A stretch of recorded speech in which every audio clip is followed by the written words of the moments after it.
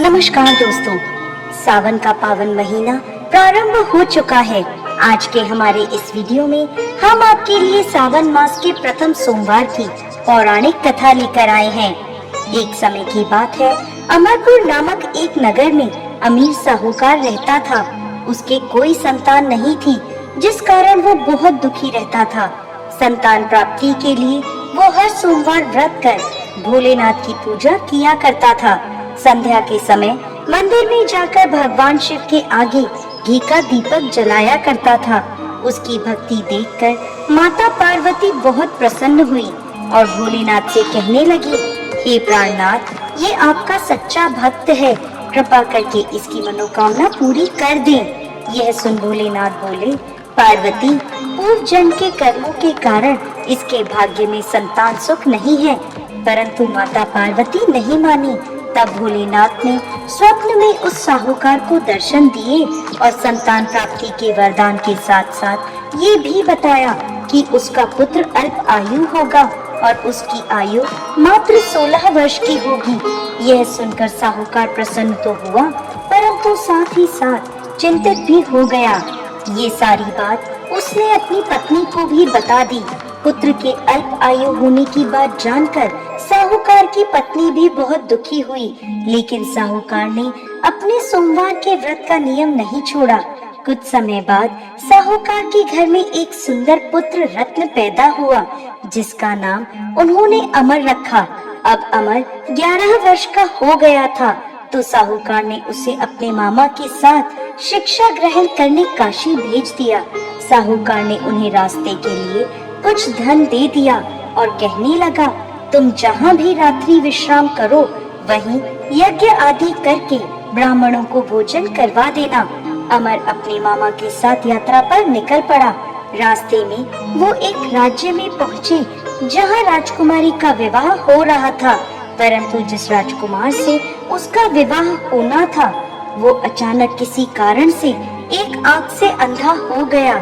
यह बात किसी को पता ना चले, इसलिए राजकुमार के पिता ने अमर से दूल्हे की जगह बैठने की विनती करी। अमर ने यह विनती स्वीकार कर ली और राजकुमारी चंद्रिका से विवाह कर लिया। विदाई के समय अमर ने राजकुमारी चंद्रिका को सारी बात बता दी और उन्हें अपने पिता के घर छोड़कर काशी की ओर चल दिए। जब अमर 16 वर्ष का हो गया, तब उन्होंने एक यज्ञ का आयोजन किया और यज्ञ के बाद ब्राह्मणों को भोजन कराया और अन्न और वस्त्र दान भी किए। उसी रात्रि निद्रा में अमर की मृत्यु हो गई। उसके मामा जोर जोर से रोने लगे। उनका विलाप सुनकर भोलेनाथ और माता पार्वती वहां आ पहुँचे। अमर के मामा का विलाप देखकर माता पार्वती भोलेनाथ से बोली, प्रभु, इस व्यक्ति के कष्ट को दूर कीजिए।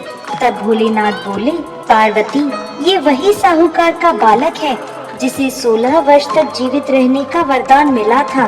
तब माता पार्वती ने भोलेनाथ से कहा, हे प्राणनाथ, इसके पिता 16 वर्ष से सोमवार का व्रत करते हुए आपको भोग लगाकर दीप प्रज्वलित करते हैं।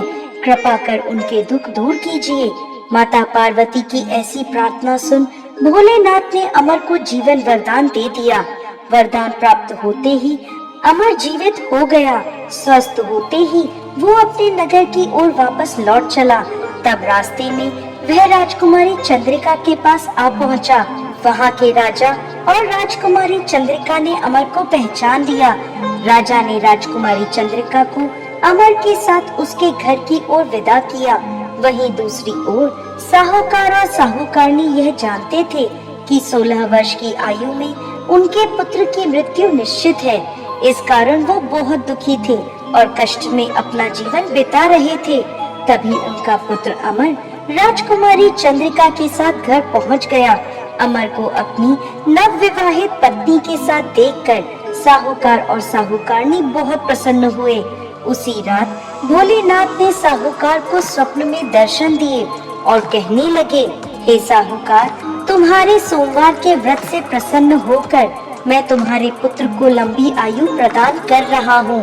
हे भोलेनाथ, जैसा दुख आपने पहले साहूकार और साहूकारनी को दिया, वैसा किसी को मत देना, और जैसे बाद में उनके पुत्र को लंबी आयु प्रदान करी, वैसे ही इस कथा को कहने वाले, सुनने वाले और हुंकारा भरने वाले सब पर कृपा करना। जय भोलेनाथ, जय माता पार्वती।